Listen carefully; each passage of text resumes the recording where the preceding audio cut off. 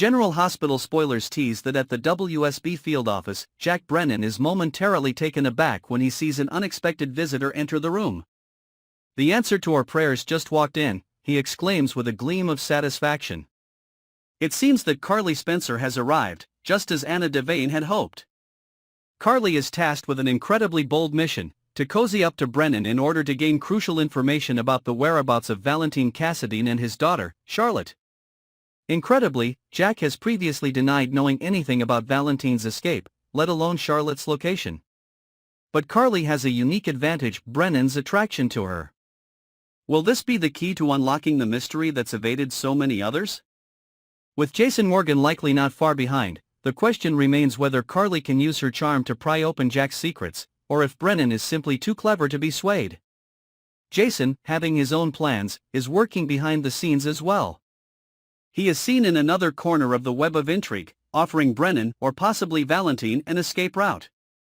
Having been forced to work for the FBI and knowing more about the shadowy Pikeman security group than most, Jason understands the delicate balance of power and manipulation. His knowledge is invaluable. His motive is clear: find Valentine, or at the very least, bring Charlotte back to Port Charles. Time is running out, and every moment counts. Jason's move could change the entire dynamic of this high-stakes game. Carly's unlikely alliance with Jack and Anna's push for action. In a quiet yet urgent conversation between Carly and Anna, the topic turns to Jack Brennan. Carly is taken aback when Anna suggests that she should use her charm to get close to Brennan, thereby putting a bug on him to extract information about Valentine's whereabouts. The shock isn't just in the method, it's the reason behind the suggestion. Could Anna truly believe that Jack Brennan had a role in helping Valentine escape? The notion seems far-fetched, yet the stakes are so high that even the most unexpected alliances might be necessary. Carly, ever the pragmatist, must now wrestle with the moral ambiguity of her task. Can she manipulate Brennan to save her family, or is this a line she's unwilling to cross? As Carly prepares to take on this risky assignment, she reflects on the bigger picture. With Lulu Spencer finally awake, the urgency to bring Charlotte back to Port Charles has never been greater. The emotional stakes are enormous, and Carly feels the weight of her responsibility. While she does not relish the idea of using her personal connection with Brennan, the alternative, losing Charlotte forever, is unthinkable. Anna's bold strategy might be their only chance to uncover the truth. Molly's emotional struggles and the warning from Alexis. Meanwhile, at Alexis Davis's home, Molly Lansing Davis is surrounded by moving boxes, a symbol of the turmoil in her life. She's facing the aftermath of her breakup with TJ Ashford, and her mother, Alexis, has offered what little comfort she can. But Molly is too deep in her own pain to hear it. Alexis, who knows the dangers of avoiding emotional wounds, tells her daughter to slow down. But Molly is steadfast: if she stops moving, she will fall apart. Her frantic pace is an attempt to outrun the pain she's unwilling to confront.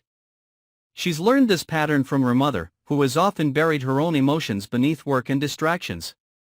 But as Alexis knows all too well, this strategy only prolongs the suffering. Molly, though she has shed many tears, is only beginning to face the depth of her grief. Curtis Ashford has a different conversation with his nephew TJ. Having just broken up with Molly, TJ is understandably angry and frustrated, unsure of where to go from here. Curtis, in his typical calm and thoughtful manner, gives his nephew some sage advice: don't let your anger box you in. In moments of intense emotion, it's easy to make hasty decisions that only lead to regret. Curtis, with his own painful experiences, knows this better than anyone. He doesn't want TJ to follow the same destructive path he did. Instead, Curtis urges him to take time and think carefully, reminding him that while pain is unavoidable, it's important not to let it dictate his future. The dark shadow of Digitalis and Isaiah's mysterious offer. While TJ and Curtis wrestle with personal decisions, a more dangerous mystery looms over General Hospital. The investigation into how Digitalis, an extremely toxic substance, found its way into Sam McCall's 4-bag remains unsolved, and the ripple effects are being felt across the hospital. Jordan Ashford, the savvy and cautious detective, is wary of everything unfolding around her. She's not one to take things at face value, and when Isaiah Gannon shares some personal news with her, specifically, an offer for him to sign a contract to work at GH, Jordan's instincts go on high alert. She cannot shake the feeling that something is amiss. She tells him she cannot let him sign the contract, but her reasoning isn't entirely clear. Could her hesitation stem from her distrust of one of the hospital's co-chiefs of staff? Jordan has seen enough behind-the-scenes maneuvering in her career to know when something doesn't quite add up. There's also the possibility that Portia Robinson, who is entangled in the ongoing Digitalis investigation, might try to pin the crime on Isaiah. Jordan's history with the inner workings of the hospital, and her knowledge of the people in power, makes her a formidable player in this investigation. But as more pieces of the puzzle fall into place, it remains unclear who can be trusted and who might be hiding a dark secret.